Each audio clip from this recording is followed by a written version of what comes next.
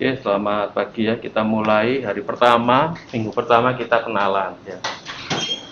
Jadi di slide ini minggu pertama saya harap slide-nya cukup ringan ya. Jadi nggak langsung memberati kalian dengan hal-hal yang terlalu berat. Ya, jadi awalnya mata kuliah ini di tahun pertama, jadi dibawakan oleh saya dan Pak Daniel ya. Tapi dari kesininya akhirnya saya yang membawakan langsung.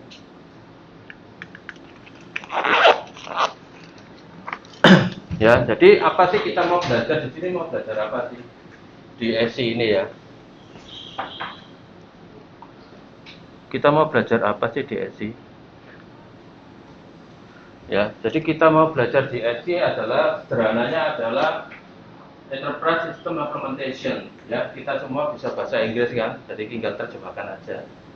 Jadi teorinya adalah jadi didefinisikan ya sebagai suatu proses yang dimulai dari suatu keputusan untuk mengadopsi suatu sistem enterprise ya. Jadi ada keputusan, jadi nggak ujuk-ujuk ya, maksudnya ujuk-ujuk itu bagaimana, oh tiba-tiba saya kepingin. Nah ini beda ya, kalau enterprise system itu bukan masalah kepingin atau butuh.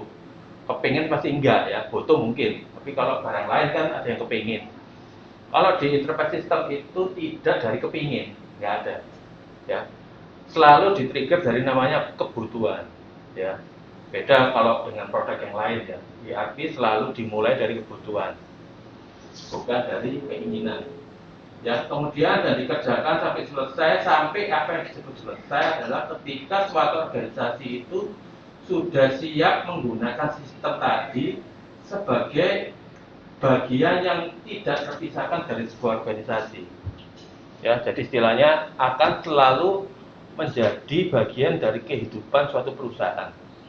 Ya, jadi akan dipakai.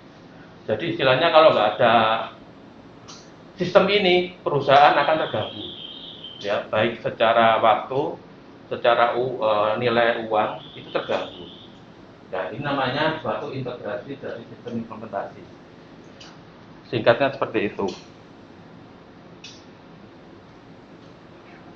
Nah, di mata kuliah ini kita mau belajar apa sih? Apa-apa yang kita dapat ketika kita menguasai mata kuliah ini? Harapannya adalah kalian mampu untuk mengimplementasikan, ya, mengimplementasikan, bukan mengerti secara teoris. Ya.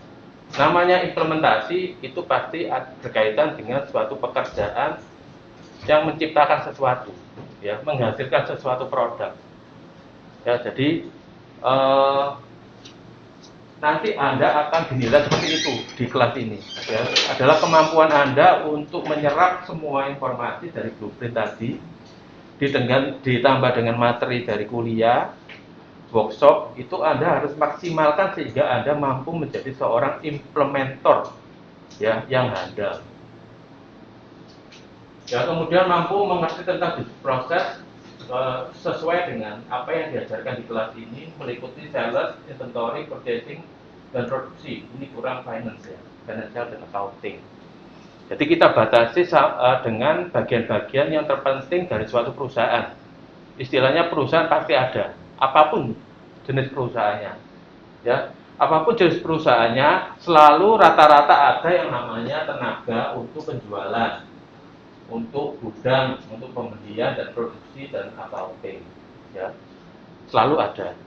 Jadi kalau Anda belajar topik ini selalu ada di banyak perusahaan, ya. Kemudian juga memahami tentang konfigurasi, implikasi konfigurasinya itu kemana, dan mampu mengimplementasikan konfigurasi secara tepat pada suatu sistem enterprise. Ya, nanti kita belajar bagaimana implementasi itu kalau Anda runtut ya, kalau Anda runtut banyak hal itu sebetulnya terlibat dalam suatu implementasi. Nggak cuma tadi mata kuliah ERP, nggak cuma SC, tapi ada satu lagi namanya proses namanya BPR ya, bukan Bank Perkreditan Rakyat ya, tapi Business Process Reengineering. Ini nggak tahu di kalian ada nggak mata kuliah itu? Nggak ada ya, namanya Business Process Reengineering ya. Seringkali banyak perusahaan gagal implementasi Karena apa? Tergesa-gesa langsung implementasi. Maksudnya bagaimana? Maksudnya gini, perusahaan sebelum mau implementasi sistem pasti punya sistem lama. Ya, yakin ya, punya prosedur lama, punya cara-cara lama. Nah, jika yang namanya business process engineering ini di skip, maka hanya apa? Memindahkan yang gaya lama menjadi dengan komputer. Benefitnya nggak terlalu terasa. Ya. Nah, ada beberapa hal itu yang tidak bisa diteorikan di dalam mata kuliah. Salah satunya business process engineering. Ya. Ini old ya, old way gitu ya. Nah, sebelum menjadi suatu sistem implementasi sistem enterprise ya, ini harus di neweskan dulu, new way. Nah, ini dengan proses namanya BPI. Ini project sendiri, business process engineering. Ya, istilahnya apa? Paling tidak dimutakhirkan. Ya, cara-cara yang old itu harus dimutakhirkan dulu, di re-engineering dulu. Baru setelah new way masuk ke ERP, banyak suksesnya.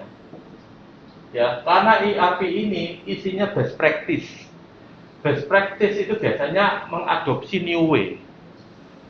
Ya, new way. Coba kita pikir, apa sih contohnya dulu old way, sekarang new way. Ya, kita lihat. Dulu penjualan selalu dilakukan secara face to face. Ya, terus waktu dulu itu padat karya. Jadi semua dari proses dari penjualan sampai invoice itu karyawannya banyak. Tahu ya? Jadi apa di sini itu prosesnya banyak meja. Ya, banyak meja, banyak orang. Dan itu new old way. Sekarang new way apa? Perusahaan dituntut karyawannya terbatas. Prosesnya harus cepat. Ya. Di sini proses lebih lama. PIC orangnya banyak. Ya, security bagus sekali. Ya, nggak ada kebocoran karena apa? Pengawasnya banyak. Security. Nah, security ya, kita tahu bukan security-nya banyak, bukan. Maksudnya flow bisnisnya ini akan sulit dicurangi karena orang-orangnya banyak, ya. Yang approval ini banyak. Zaman sekarang meja harus cuma satu. Misalkan orangnya satu, security harus disupport oleh sistem. Bukan security dikorbankan ya, tapi security-nya diganti secara by system. Ya. Jadi meja-mejanya ini nggak terlihat virtual di sini ya. Nah, oleh sebab itu kalau ini langsung dibawa ke ERP maka apa? Ini sudah nggak zaman bos, ya. ERP sudah mulai ke sini, ya. Apa contohnya? Penjualan langsung, penjualan tanpa harus ada, misalkan harus ada orang ini, ya. Contohnya apa ya? Anda kan sudah merasakan ya tiap hari order pakai si merah, si orange, si hijau. Masa kalian pernah kelihatan orang ini? Nggak pernah loh. Ya anggap aja ini satu virtual. Lah gaya-gaya ini yang sudah diakomodasi ERP baru. Ya, jadi kalau ini langsung ke sini itu akan banyak benturan. Ya. Karena apa? ERP harus dibikin seperti mobil kuno untuk mengadopsi cara ini. Ya, ERP sudah bagus-bagus mengadopsi tren bisnis proses yang baru, tapi harus Anda permak ya, Anda permak dengan programmer supaya seperti mobil ini. Ya. Nah itu salah satu dan ini tidak mungkin nggak ada mata kuliahnya, tapi ini ada. Ini makanya sekarang yang lagi ngetren adalah suatu pekerjaan namanya proses engineer. Ya, jadi kalau Anda lihat-lihat, kalau kalian ini nanti kerja, cari pekerjaan, ada jabatan baru yang namanya proses engineer. Itu tugasnya seperti ini. Ya, Anda diberi tugas seperti ini, mengerjakan, Anda ditantang. Jadi kayak saya tahu beberapa anak-anak kantor yang pindah ke tempat lain, itu banyak karena ERP ini kan kita belajar best practice, kita tahu banyak hal tentang best practice. Jadi ada beberapa yang bisa masuk ke pekerjaan seperti process engineer. Ya, sekarang yang lagi boom salah satunya process engineer untuk perusahaan gurita-gurita besar. Ya, tahu kan gurita besar di Indonesia. Kalau bank, anggap aja bank BC apa gitu ya. Mengenai makanan Indo apa gitu ya. Itu perusahaan-perusahaan gurita. Ya, perusahaan gurita. Nah, sekarang dia harus streamline. Padahal mereka sudah pakai ERP. Ya, jadi sama seperti saya bilang ya, pakai ERP tapi mengadopsi ini. Ya, mengadopsi ini saat ini. Nah, sekarang mereka di tangan seperti ini karena bersaingan, misalkan bank BC tadi bersaing dengan sekarang bank PT ya, PT Jago itu ya. Nah, PT Jago sudah ini, PT Jago itu sudah ini. Sedangkan mungkin BC itu masih di sini. Walaupun sama-sama pakai sistem, ya. Sehingga dia perlu orang-orang bisnis proses untuk melakukan ini. Supaya si BC itu bisa tidak kehilangan marketnya dimakan oleh si ayam tadi, bank ayam tadi ya, bank digital. Saya ngomong bank ayam ya, bank digital. Jadi semua bank konvensional yang lambat terhadap bank digital, dulunya gurita, nanti dari cumi-cumi, ya, dari cumi-cumi. Jadi tahu saya, dari yang leader nanti akan jadi terbelakang, ya. Uang kripto macam-macam itu bukan bank nggak takut, semua bank takut, ya. Di bank digital, uang kripto, bank plat merah, bank swasta besar itu nggak melakukan ini, kalah sama bank digital yang baru-baru, bank apa si bank apa macam-macam itu. Mereka sudah seperti ini, ya, dengan sampai berani cashback. Bang, tapi cashback tuh saya bingung. Bank konvensional nggak ada itu dulu zaman cashback. Paling cashback aja om lim ya, duitnya sing om merat. Kalau kita ini kan cupu ya. Bank mereka gitu nggak mungkin ngasih kita. Oh, dikasih cashback, dikasih. Lah kalau yang ini bank-bank digital baru ini, yang cupu-cupu dikasih cashback, berani. Karena apa? Streamline. Gak butuh banyak modal kok untuk bikin bank misalkan gitu ya. Ini loh karyawannya piro. Ini sudah baik. Ini perlu uang ya untuk bayar karyawan. Nah ini loh. Kamu aja belum tentu tahu loh. Kamu gini-gini itu dengan siapa yang merespon itu belum tentu tahu. Sehingga dia bisa ngasih cashback. Karena biayanya ini sudah efisien. Ya itu sedikit tambahan ya.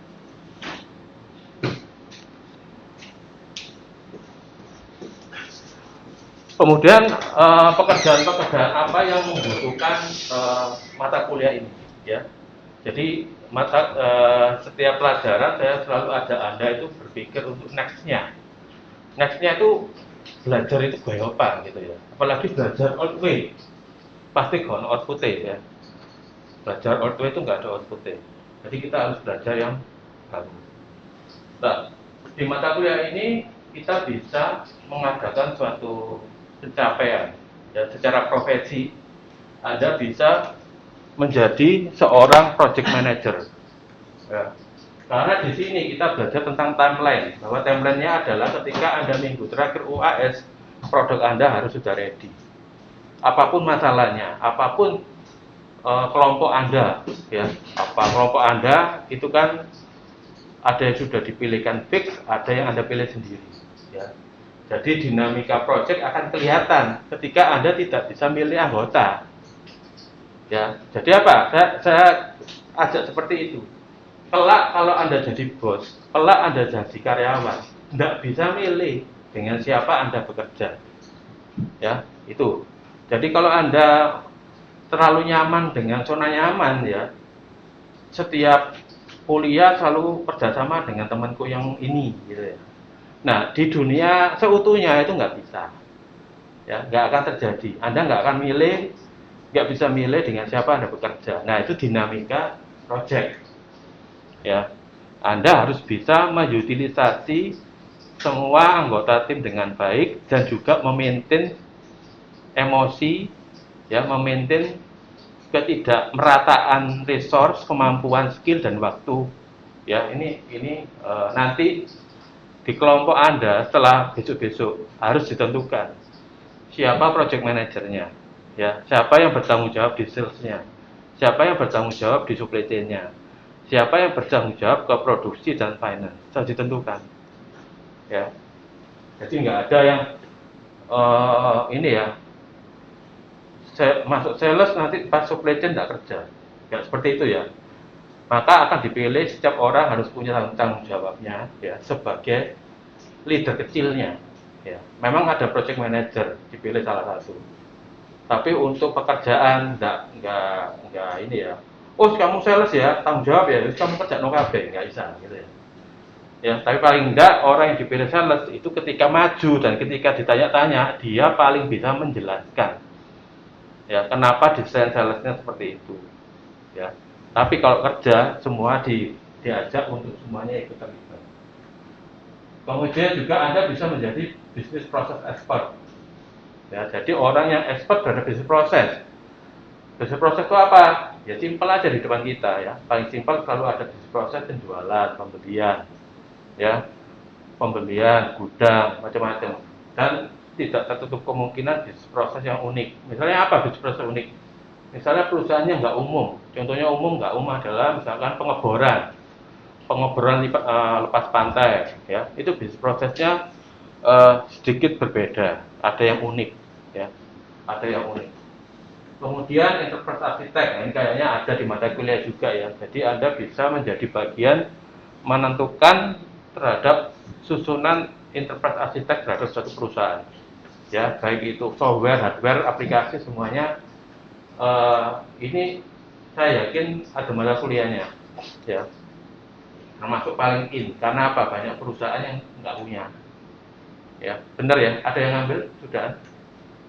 Nggak ada ya. Jadi ini termasuk cukup in di Indonesia ya, maksud saya ya. Karena apa? Banyak perusahaan Indonesia yang nggak punya enterprise architect itu kayak blueprint, ya, blueprintnya perusahaan. Jadi stack teknologinya, stack softwarenya, infrastrukturnya itu tergambar ke dalam suatu dokumentasi, yaitu enterprise architect, ya. Ini frameworknya banyak, tinggal dipilih kemudian diaplikasikan ke perusahaan-perusahaan. Kemudian fungsional application consultant, jadi ini lanjutan dari ini. Kalau ini ngomong tidak berdasarkan produk ERP, ya. Kita tahu ya produk ERP banyak, tadi sudah saya sebutkan sekilas. Waduh, ya. Kalau bisnis proses expert jago bisnis proses, tapi dia tidak bertanggung jawab membuat produk jadi. Ya, jadi dia lebih ke bisnis blueprint tadi yang kita bahas tadi, ya. Jadi menangkap dan mensistemasi semua omongan dari narasumber, ya. Kemudian memberikan solusi tanpa memandang produk ERP, ya, mau SAP, mau Odoo, monggo, ya. Nah, bedanya dengan di sini sudah lebih spesifik. Dia mengerti produk ERP yang dipakai. Jadi misalkan kalau di suatu proyek diputuskan pakai Odoo, ya, orangnya ininya adalah orang yang bisa spesifik ke produk Odoo, ya. Misalkan kita ambil contoh juga bisnis proses expertnya namanya misalkan Amir gitu ya.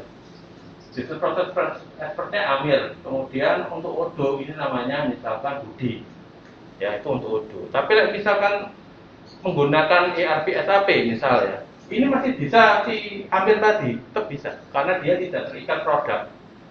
Tapi yang ini sudah tidak bisa Budi lagi, harus ganti, misalkan Charlie, ya, karena ini sudah terikat produk, ya. Biasanya konsultan yang di sini tidak bisa gaduh-gaduh, ya, tidak bisa gaduh-gaduh produk ERP, ya. Jadi kalau dia SAP, dia majority akan menerima proyek yang menggunakan SAP, ya. Kalau dia Odoo konsultan, kalau ada proyek menggunakan Odoo baru dia bisa membantu, tapi jangan di switch. Aku konsultan Odoo tapi ngerjakan proyeknya pakai SAP, ya, nggak link, ya, walaupun bisa tapi tidak optimal, ya.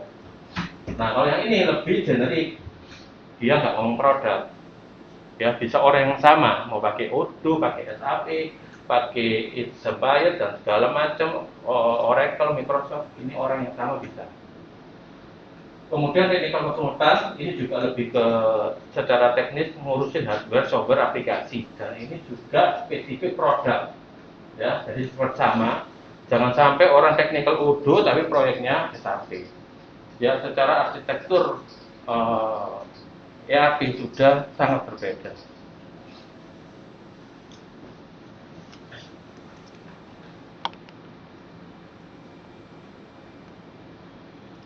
Nah, untuk buku yang kita gunakan ke banyak, ya, karena kita lebih banyak ke praktek, ya. Jadi untuk buku kita punya dasar teori, kita gunakan langsung implementasi metodologi, ya, dari Mas Mary ini. Ya, di sini referensinya adalah tidak memandang produk ERP. Ya, jadi ini bisa dipakai secara general untuk semua produk ERP. Ya, jadi itu kayak bahasa kerennya sekarang helikopter view. Jadi generik, ya, mau dipakai untuk apa itu bisa dipakai. Ya, frameworknya bisa dipakai untuk apa-apa. Nah, spesifik Odoo nanti kita lihat yang ini, Odoo implementasi seperti ini. Nah, ini sesuai dengan dari Odoo konsultan, ya, jadi sesuai standar Odoo internasional dia menggunakan ini. Ya, spesifik produk. Kalau atasnya belum generik dan tidak spesifik ke produk, nah yang bawah ini sudah spesifik. Ya. Kemudian untuk penilaian sampai UTS UAS adalah seperti ini. Pertama adalah tentang tugas. Ya. Tugasnya itu saya buat adalah untuk supaya proyek Anda itu dikerjakan. Ya. Jadi tugasnya itu selalu progres untuk proyek ini selesai. Ya, jadi ada nanti tugas-tugas, ya, banyaknya tugas kelompok. Ini adalah untuk menyemangati Anda supaya nanti UAS Anda nggak bikin tugas final yang abal-abal. Ya, tahu abal-abal ya. Jadi, kebut 2 minggu terakhir sebelum UTS UAS ya. Itu tidak ada kamu. Ya, jadi sekian minggu sampai UTS. Ini semua tugas itu untuk memperkaya kamu sampai sini. Ya, tugas berkesinambungan, bukan tugas liar gitu ya. Kalau hubungannya enggak, tugas itu untuk mencapai di sini. Kemudian sisa sampai UAS sama. Tugas-tugas di sini itu memperkaya sampai UAS. Jadi ketika UAS, ya, saya harapkan ini kan masih minggu pertama ya, masih semangat 45 gitu. Saya juga semangat 45 baru ngajar. Ya. Jadi saya harapkan Anda tuh kerjanya dicicil, ya, dicicil sampai UAS selesai, ya. Harapan saya ini enggak kaleng-kaleng ya kalau bahasa sekarang ya. Anda bikin tugas bukan kaleng-kaleng dan Anda punya suatu achievement bahwa kalian bisa menyelesaikan suatu proses ini berkesinambungan, ya. Jadi progresnya gini, kalau dari sini, ya, Anda mulai cicil tugasnya terus di proyek. Nah, di sini berarti tugasnya Anda itu harusnya sudah cukup membanggakan, ya, bukan hasil kerja kebut-kebutan, ya. Mungkin musim road bike, jadi semuanya kebut, ya. Tapi di sini enggak, kita bukan dunia pesepedaan, ya. Jadi saya ajar kalian bahwa achievement itu tidak ada yang instan. Pekerjaan yang bisa dikebut, semuanya bisa dikebut. Sampai hal yang sangat penting dalam kehidupan Anda, nanti Anda bisa terbiasa mengambil keputusan penting dengan cara kebut-kebutan. Ya. Jadi setiap hal itu kan ada tingkatannya, ya. Ada yang bisa diputusi langsung, ya. 2 detik ada pertanyaan langsung menjawab, bisa. Ya. Ada yang pertanyaannya agak sulit sedikit dan itu mempengaruhi masa depan. Oh, Anda sedikit butuh waktu seminggu, mikir berat sampai mimpi-mimpi gitu ya, untuk mencari jawabannya gitu. Ada yang mungkin masa depan, apa itu? Ya mungkin kalian sudah mulai sadar, oh iya ya pasanganku siapa ya, bla bla bla gitu ya. Nah itu jangan sampai ya hal-hal yang seserius itu Anda memutuskan dengan instan. Ya percayalah semuanya itu harus ada proses, ya. Nggak semuanya itu bisa dikebut semalam. Ini juga namanya proyek, ya. Proyek itu dari namanya proyek aja udah kelihatan, itu nggak mungkin dikerjakan dengan cepat, ya, instan. Cepatnya itu instan, ya, dan tidak ada kerjasama yang solid, ya, itu namanya proyek. Ya, kalau di mata kuliah lain mungkin Anda bisa solois, ya, kerja itu seorang diri, solois. Jadi kalau rombongan sepeda itu sepedaan dewe gitu ya, bus hilang gitu ya. Nah, di dunia kerja itu nggak bisa solois-solois itu ya, kecuali Anda penyanyi gitu ya, penyanyi solo maju gitu ya, selesai dibayar ya.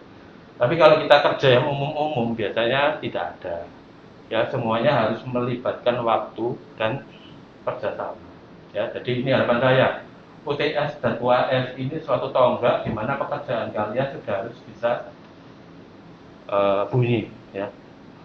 Istilahnya itu bukan singkat padat berisi, ya, itu kan ada tuh. Kalau apa, jawablah dengan singkat, ya. Di sini nggak perlu singkat-singkatan, ya. Ini data, ya, yang Anda kerjakan selama 3 bulan ini harus bunyi, gitu ya. Nah, itu proyek penilaian dari tugas, ya, akan selalu berkesinambungan sesuai dengan target. Kemudian proyek, ya, dokumen proyek dan aplikasi ini jodohnya, ya. Ini seringkali berkali-kali ada yang sedikit penyakit umum, ya, yang terjadi adalah masalah aplikasi, ya. Jadi ini saya ulangi yang pertama, ya, nanti mungkin minggu lagi akan terulang. Jadi aplikasi ini jangan minim contoh, ya. Jadi ada itu di tempat kita standarkan minimal transaksi itu 30 setiap bagian, ya, bukan 30 sak gini 30 contoh transaksi, bukan, ya.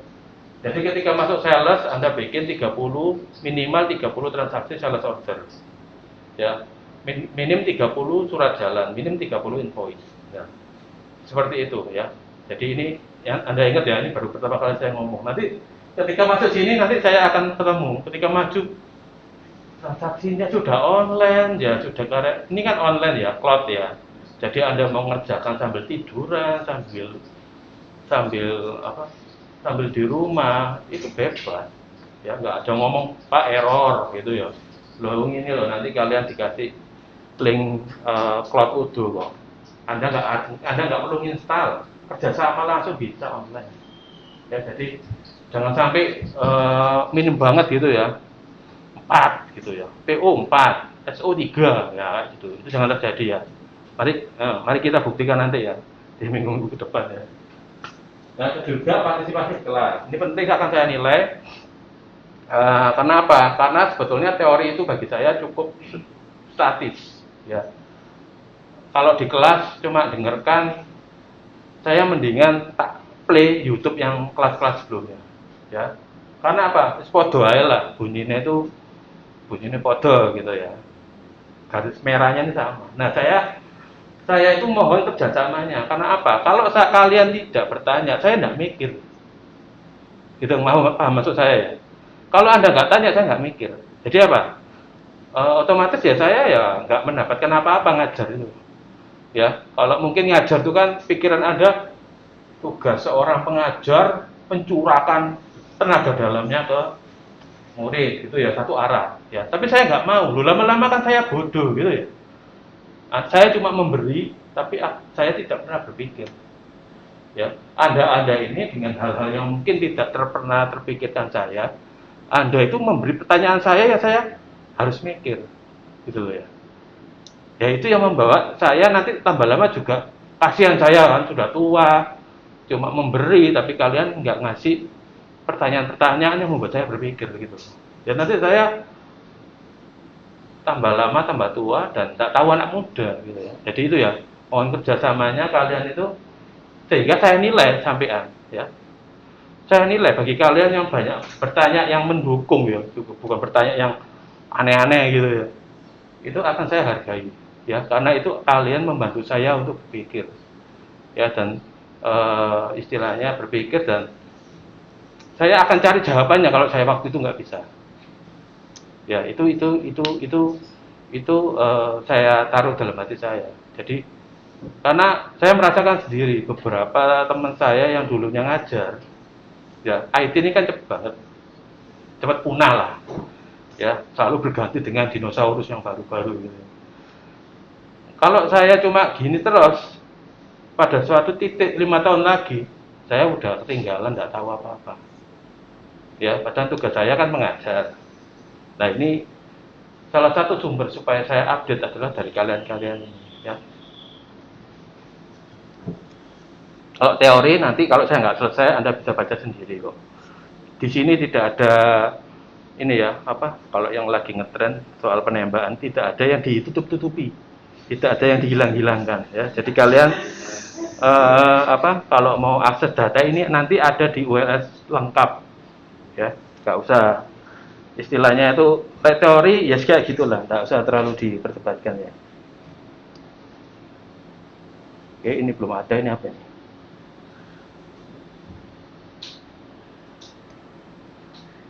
Ya dokumen sharing ya tadi di ULS ya. Kalau dulu saya taruh di Google Drive, sekarang nanti di ULS bisa diakses. Mungkin untuk kelas ERP saya belum update karena minggu lalu itu nggak ada foldernya. Baru saya tanya Bu Diani nggak salah, Bu foldernya nggak ada. Nah terus baru dibuatkan menyusul. Ya tapi semuanya saya buka terang benderang di situ. Nggak ada CCTV yang saya tutupi. Jadi kelihatan semua. Kemudian untuk YouTube nanti saya kasih link ya untuk semua yang masuk di Facebook, semua informasi akan saya taruh di situ. Ya, link-link misalkan saya habis upload YouTube apapun, saya bukan ini yo, oh cari like enggak. Maksudnya supaya kalian bisa mengakses ya. Nah, sekarang lanjut ke rules. Rules terutama di sisi pertemuan offline ya. Jadi ini masih minggu pertama, masih pada baik-baik semua gitu ya.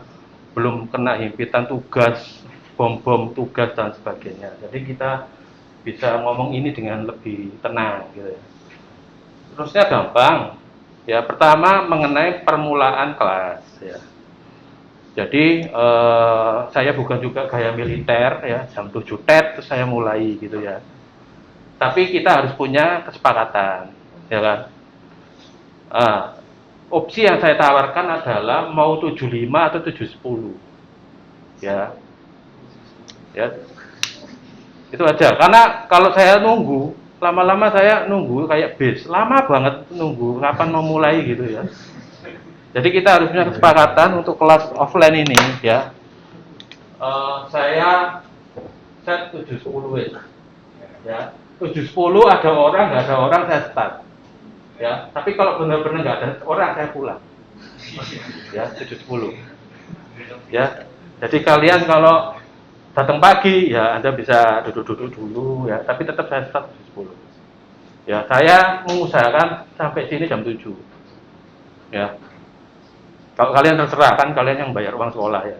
Kalau saya kan dibayar, jadi saya jam 7. Kalau kalian terserah, pokoknya saya jam 7.10 start. Oke? Itu ya. Itu startnya jam 7.10. Terus mengenai rules ya. Jadi kalau pertama simple. Kalau Anda ada izin mau ke belakang dan sebagainya, ya.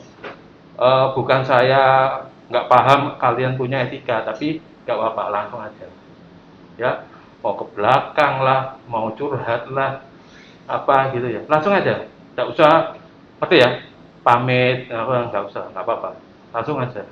Tapi jangan semua hari gitu ya. Wah, gitu aja ya. Nggak usah pakai ngapunten apa, nggak usah langsung aja.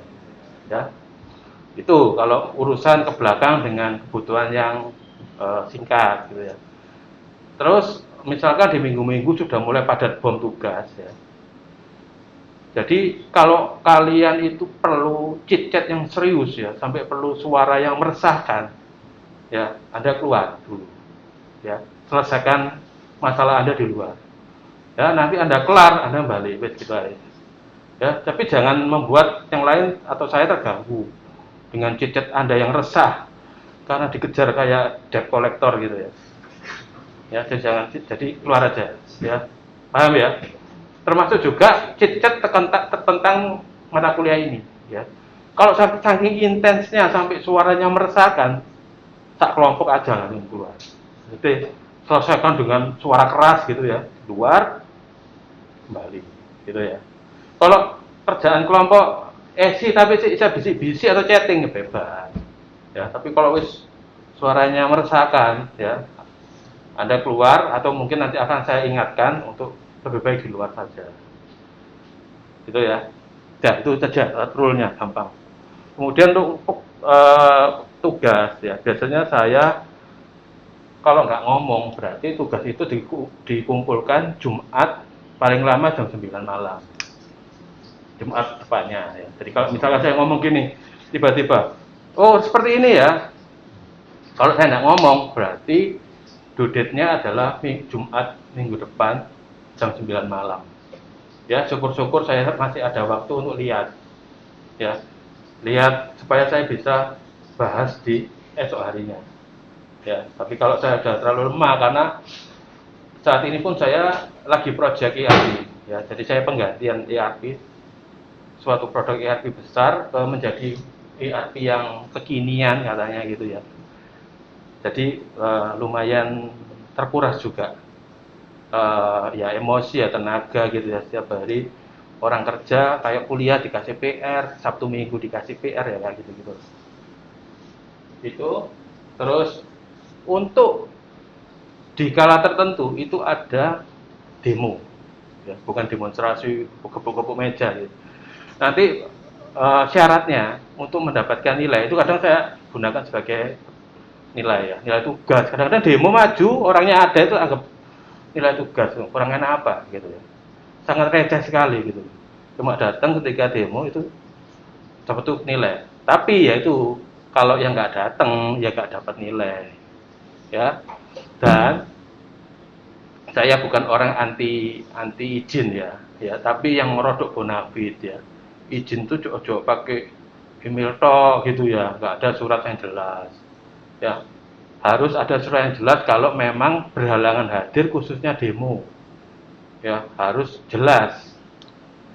Jangan Pak sakit titik gitu ya, Pak minta maaf. Jadi ini maaf ya, maaf. Jadi kalau saya lihat tuh bahasa tulisan anak mahasiswa itu bagus-bagus, santun-santun gitu ya. Tapi ya itu nggak klimaks gitu ya. Pak, mohon ampun hari ini gini. Tapi gono isine gitu loh. Apa? Apa gitu loh. Maksudnya ya kalau kalian mingguan ya nggak ada acara demo. Kamu titip absen, kamu apapun saya nggak terlalu peduli gitu ya. Cuma ketika ada demo, misalkan demo di kota UAS, nah ini ya oleh gak datang itu yang jelas gitu ya. Misalkan benar-benar nggak bisa ditinggal ya. Misalkan super mie habis Pak, saya belum makan, saya nggak bisa hadir. Ya alasannya yang lebih keren gitu ya. Jangan habis mie gitu. Mie instan habis Pak, nggak bisa berangkat.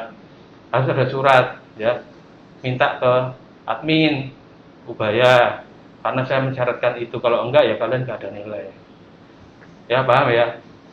Jadi bukan anti warga meninggal loh, maksud saya nggak peduli warga meninggal terus saya suruh datang ya nggak mungkin ya. Tapi yang jelas itu ada surat ya, khususnya ketika demonya loh, karena ada pengambilan nilai. Oke, itu aja singkat ya. Ada pertanyaan? Memasang Bapak sendiri, apakah lewat Facebook atau lewat email? Ya, yang penting jangan ke polsek aja. Ya, jadi karena saya juga nggak mau jadi yang lebih baik semua kontribusinya di Facebook. Ya, bukan saya anti terima email ya, tapi mohon maaf kalau nggak bisa balas satu-satu. Ya, jadi kalau ada masalah-masalah ya, jangan sampai masalah keluarga itu taruh di Facebook ya, biar yang lain itu juga mungkin punya pertanyaan yang sama itu bisa terjawab ya. Jadi maksud saya itu nggak apa-apa, saya kalau di Facebook itu berusaha lebih tinggi ya, karena kan sekarang sosmed kan malu kan, terjejak digital nanti responnya slow gitu ya. Jadi oleh email kayaknya saya lebih tenggelam nanti ya. Jadi semua di sini, makanya tadi saya dari awal tak perkenalkan dengan grup Facebooknya ya, supaya informasi itu lebih transparan, ya, gitu ya. Kalau email misalnya, oh Pak, boleh nggak ngirim makanan? Nah itu email boleh, ya, karena pasti nggak saya jawab gitu. Terus ada lagi, ya, jadi semua pertanyaan ditaruh di Facebook. Termasuk saya kalau ada pengumuman saya taruh di Facebook. Oke, ada lagi?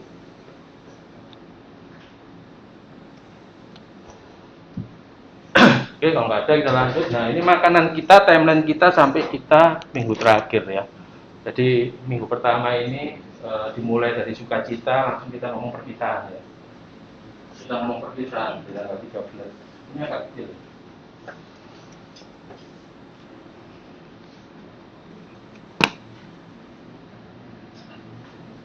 Nah, ini kita masuk minggu pertama, kita pengenalan ESI ya. Jadi sini ada kolom materi, kolom praktik, fase proyek dan fase dokumen. Ya. Jadi cara bacanya bagaimana, Pak? Misalkan ini urutan ya, ini urutan, bukan selalu minggu, pokoknya urutan aja. Jadi pertama kita hari ini minggu pertama kita topiknya pengenalan ESI. Ya.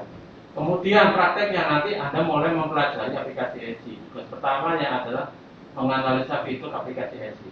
Ya, jadi ini sudah mulai. Jadi ini adalah tugasnya per kelompok. Makanya nanti per hari ini sudah mulai di Google Sheet di update kelompoknya. Ya, ini bukan tugas perorangan, tapi tugas kelompok. Kemudian fase proyek ini untuk menjelaskan bahwa kita sampai fase mana. Ya, di sini ada, ini kita belum ngomong proyek, ya, pertama materinya. File dokumen juga nggak ada. Ya. Tapi kalau sudah masuk minggu kedua, nanti kita topiknya fase implementasi materinya. Kemudian sudah mulai saya bagi dokumen blueprint. Ya. Jadi kelompok yang terbentuk, misalkan ada 5 sampai 6 kelompok, nanti masing-masing kelompok akan saya kasih dokumen blueprint lengkap dari jalan sampai finance. Nah itu nanti menjadi sumber data Anda untuk mengerjakan proyek sampai minggu terakhir. Ya, di situ berarti di minggu ini kita sudah kayak seolah-olah sudah mulai ngomong project kick-off. Ya, mulai menendang bahwa sekarang kita mau jalan proyek. Nah, dokumen yang dipakai adalah ini, project charter, dan jadi di minggu kedua saya kasih ini. Ya, kasih file project charter dan project schedule. Ya, saya kasih template. Ya, jadi di sini saya kasih template supaya Anda bisa lebih mudah memahami ya dokumen-dokumen dalam proyek ini nggak lengkap ya, dokumen-dokumen ini nggak selengkap proyek betulan. Tapi ini adalah file-file inti yang pasti Anda ketemui dalam setiap proyek. Ya, setiap proyek. Nah, jadi kayak ini, Bapak, mengharapkan kapan Pak ini dikasih sekarang? Nah, ini kan nanti kemungkinan besar kan nanti dikumpulkan di minggu ketiga. Ya, kayak gitu ya. Minggu saja. Terus minggu ketiga kita masuk materi bisnis proses dan blueprint. Ya, saya yang bilang ya ini hampir sama dengan ERP, mata kuliah ERP, tapi kita padatkan, ya, karena waktunya terbatas. Nah, kemudian nanti kalian punya tugas nih setelah minggu ketiga, Anda pulang ke rumah, mulai nih nge-review, ya, nge-review bagian dari seharusnya kan Anda sudah bermateri kan paginya. Siangnya Anda mulai start bisa mulai review bareng. Review isinya apa sih? Blueprint kemarin itu. Ya, setelah dapat materi pembuka harusnya Anda membaca itu lebih gampang. Karena Anda sudah dikasih istilahnya diberikan jalan pembuka. Ya, supaya Anda lebih mudah memahami dokumen blueprint yang ada di bank itu ya. Istilah requirement-nya apa. Ya, jadi business requirement ini adalah omongan dari narasumber. Ya, Anda memahami dulu, ya. Kemudian dokumennya ini ya, pakai ini. Kemudian 4 kita mulai materi dan workshop. Nah, materi dan workshop ini nanti akan setelah mengikuti kelas ini, nanti Anda harus bisa mulai mengupdate bagian bisnis blueprint. Ya. Jadi bisnis blueprint itu ada requirement, ada blueprint. Ya, jadi jangan bingung ya. Ini dokumen blueprint. Di dalamnya itu bagian subbab requirement. Isinya curhatan orang narasumber dengan masalah-masalahnya. Kemudian ada sebuah blueprint, nah itu Anda mulai ngomong ke odo-odoan. Ya. Bahasanya ke odo-odoan. Nah ini blueprint. Ya. Nah ini sama, jadi ada workshop. Workshop itu apa? Workshop itu saya modalin hal-hal odo yang fundamental. Ya, jadi di sini saya ngomong bukan seperti les-lesan odo yang di luar, ya, tapi di sini tidak semuanya itu. Ya. Karena di sini kita belajar itu juga fase implementasi, ya, bukan mahir menggunakan Odoo. Mata kuliah itu belum ada, ya. Nanti kalau ada mata kuliah mahir menggunakan Odoo, nah nanti ada mungkin isunya ini Odoo semua, ya. Terus kalau teori ini, pokoknya bagaimana menggunakan Odoo. Ya, jadi di sini nanti workshop akan saya berikan masing-masing, ya, mulai dari sales, nanti masuk supply chain, kemudian sampai finansial dan seterusnya. Itu nanti bagian workshop itu akan saya beri modal bagaimana mengutilisasi Odoo dan nomor figur, ya, tapi tidak spesifik punya tugas kalian, enggak lah, paling enggak itu bukan, ya, tapi saya memberi materi, ya, jadi ini gunanya buat apa, ya, ini diisi untuk apa biasanya dan sebagainya, ya, nanti itu baru Anda implementasikan ke topik Anda masing-masing. Ya, ini bagian kemudian sama nanti diulang lagi untuk supply chain dan blueprint, ya. Ini sampai 2 minggu karena banyak, ya, ada mengenai pembelian, ada mengenai gudang, ada mengenai produksi. Jadi workshopnya sampai 2 minggu. Ya, kemudian finansial. Jadi di tengah sini pasti ada UTS, ya. Nanti UTS itu biasanya demonya sampai sales, sampai materi nomor 5 ini, ya. Itu yang didemokan dari progres dari kelompok-kelompok masing-masing. Nah, di sini agak beda, sudah 12. Ini salah satu bagian untuk go live. Ya, kita mulai harus melibatkan user. Ya, jadi kita akan belajar namanya workshop key user training dan end user. Jadi kita bikin workshop.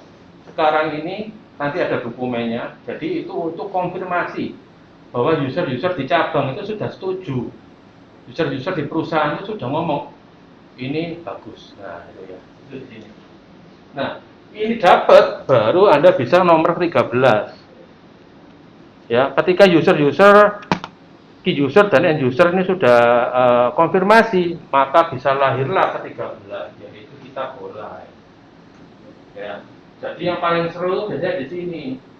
Di sini banyak penolakan gitu, ya. Kayak, wah, nggak kayak gitu, kamu salah info itu, Pak. Bisnis prosesnya nggak kayak gitu. Nah, itu sering kali drama Korea itu begini, ya. Karena apa? User kan yang narasumber. Aku nggak ngomong gitu kok. Nah, gitu, ya. Kamu salah dengar, kamu salah dengar paling, bla bla bla bla. Nggak ada itu. Nah, itu namanya di sini. Nah, selain ini damai, masih ada tantangan berikutnya. End user, memastikan end user itu juga setuju. Nah, Indonesia ini kan terkenal dengan Bhinneka Tunggal Ika, ya. Jadi yang namanya end user training ini sih yogianya kan, kalau key usernya kan, key user itu istilahnya di atasnya end user, ya. Jadi kayak orang yang maha tahu dalam perusahaan itu namanya key user. Nah, kalau yang level-level end user itu ya semua gawe. Harusnya kan sudah enteng, ya. Tapi Indonesia ini Bhinneka Tunggal Ika, ya. Jadi untuk perusahaan-perusahaan yang menggurita yang dari Sabang sampai Merauke, end usernya ini juga dari Sabang sampai Merauke. Ada yang bilang mungkin dari Papua, nggak begitu, di Papua nggak begitu. Nah, ini gitu. Ya, di Aceh nggak gitu, di Aceh nggak ada bank. Ya, itulah Indonesia. Makanya di sini kalau di Indonesia peperangan itu masih terjadi, ya. Cold War atau apa itu masih terjadi di luar. Kalau di konon di luar negeri katanya ini enteng, kalau ini sudah lewat ini enteng, sudah kalian yes gitu, ya. Nah, tapi Indonesia keren, Bhinneka Tunggal Ika. Jadi ini pengalaman saya sama, ini masih perlu perjuangan. Setelah perjalanan ini selesai, kemudian jadi boleh, dan masih ada susulan mungkin ikan teri yang tidak dibahas, ya. Cuma yang mempengaruhi bisnis itu kecil lah, misalkan transaksinya jarang terjadi, ya. baru nemu. Makanya ada continuous improvement. Setelah boleh sampai benar-benar dewasa itu perlu waktu. Dewasa itu maksudnya dalam setahun itu sudah tidak ada gemuruh kekurangan. Oh, kok nggak bisa ya, kok gini ya, kok ini nggak ada. Nah, itu sudah mulai nggak ada. Ya, jadi kalau saya itu dulu implementasi SAP tahun 2005, ketika mulai, wah gemuruh itu. Kayak lagu pemuda itu gemuruh, suara bergejolak gitu. Tapi ya ini harus disolve. Ya, jadi tidur jam 2, jam 3 pagi. Ada major yang ternyata di sini nggak dibahas, kelewatan. Ya, jadi yang minor terpaksa ditampung dulu, minor-minor ditampung dulu. Kalau major yang ketemu di sini sudah diberantas, baru nyicil minornya sambil jalan dan sudah stabil. Sampai suatu titik, suatu hari itu sudah nggak ada komplain. Karena apa? Terutama setahun ya, setahun itu full kan, full cycle setahun. Sudah nggak ada transaksi yang belum di cover, itu sudah nggak ada. Ya, itu sudah stabil ya. Jadi tinggal maintain ya. Tapi continuous improvement selalu ada. Ya, berarti ini adalah menu kita dari minggu awal sampai kita berpisah tanggal ini. Nggak tahu ini minggu 13 atau 14, kita nggak tahu. Ya, kalau saya nggak terlalu bingung ya. Nanti kita Oke, dari sini ada yang dipertanyakan.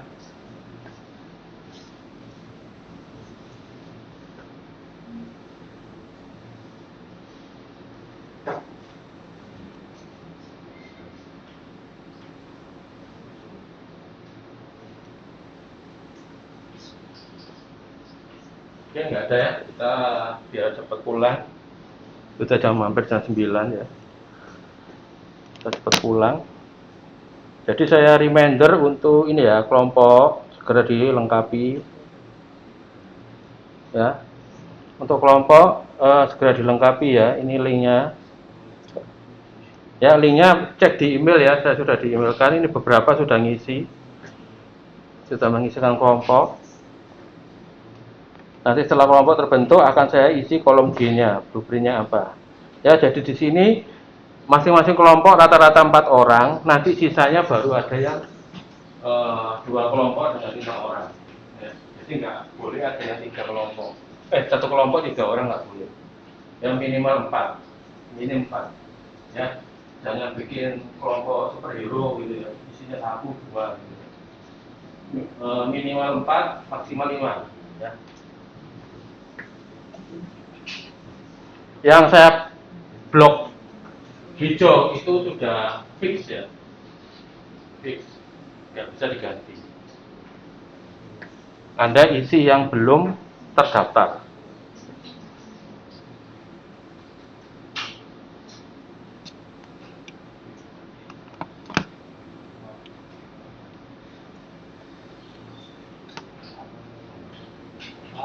Ya, silakan. Linknya di email. Kemarin minggu lalu malah saya terlalu rajin ya. Saya kira minggu lalu itu masuk. Saya sampai sini ini ya, baru menyadari ya kalau saya ini terlalu dalam tekanan ya. Merasakan peristiwa penembakan itu saya dalam tekanan. Jadi saya nggak tahu kalau ternyata baru hari ini masuk ya. Coba dicek ya. Benar ya? Yang terima email tahu ya? Kemarin masuk folder spam. Oh gitu ya. Oh, coba dicek spamnya. Ya. Ya, mungkin ada kesengajaan itu kenapa saya dimasukkan spam.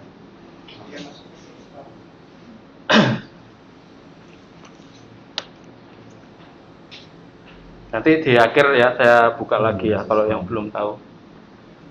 Oke, kita di sini ya cara keblokan project kita ada namanya project kick-off, analysis, development, goal continuous, training dan goal continuous ya. Jadi kita sekarang berada di sini ya. Kita mencatat di sini nanti setiap fase itu namanya ada dokumen yang akan dicapai, tujuan dokumen yang akan dicapai atau produk. Yang kita ngomong bahasa kerennya itu deliverables. Ya, jadi kalau Anda lihat di project ERP ini selalu pakai bahasa Inggris ya. Kayak konsultan saya yang barusan ini rata-rata dari Malaysia pakai bahasa Inggris, kemudian juga dari mana? Dari Inggris, dari British. Jadi lek ngomong eling-eling Mr. Bean ya. Ngomongnya itu apa ya? Mantep pokoknya itu Inggrisnya mantep, bukan Inggrisnya Malaysia kan kayak dikebut gitu ya. Atau India ada juga keturunan India. Jadi project kick-off nanti output yang dikejar adalah pembuatan project charter dan up to date untuk Microsoft Project ya. Jadi kita nanti saya kasih template mengenai project masuk filenya. Karena apa? Namanya project harus punya tools untuk memaintain project. Ya di sini saya pakai punyanya Microsoft aja, lebih familiar. Jadi nanti Anda update sampai terakhir ya. Tapi ini sudah disiapkan rumahnya dulu. Kemudian nanti masuk ke analisis, masuk business requirement macam-macam ya. Di sini sebetulnya adalah pembuatan blueprint di bagian business requirement. Jadi di sini Anda nggak usah capek-capek. Anda sudah melewati ini dengan tenang. Ya. Tadi ini Anda tidak merasakan. Kalau yang teman-teman ERP kemarin ada yang serius sampai bikin surat, masuk ke Sampurna, kemana, tapi bikin surat, gitu-gitu ya. Padahal saya bilang apa? Wis nggak usah ngelangel. Kalau kamu nggak punya kenalan di dalam perusahaan, pasti susah. Dalam satu kelompok kemarin ya di ERP, wis dari kalian berkelompok cari suatu perusahaan yang kalian punya keluarga, punya kenalan, dipilih aja salah satu yang istilahnya itu cukup mantap untuk dibawa sebagai tugas. Ya, nanti nggak punya kenalan masuk Sampurna, approvalnya aja lama. Kamu datang masih disuruh nunggu, gitu. Nunggu masuk ternyata sudah sore waktu pulang, ya kan kerja. Nah, tapi untungnya Anda nggak lewat fase itu, jadi Anda tinggal terima aja. Nah, jadi di sini pengembangan ya bagian bisnis blueprint sudah mulai masuk ke Odoo, kemudian training juga ada dokumen-dokumennya dengan Odoo, sampai nanti demo sistem.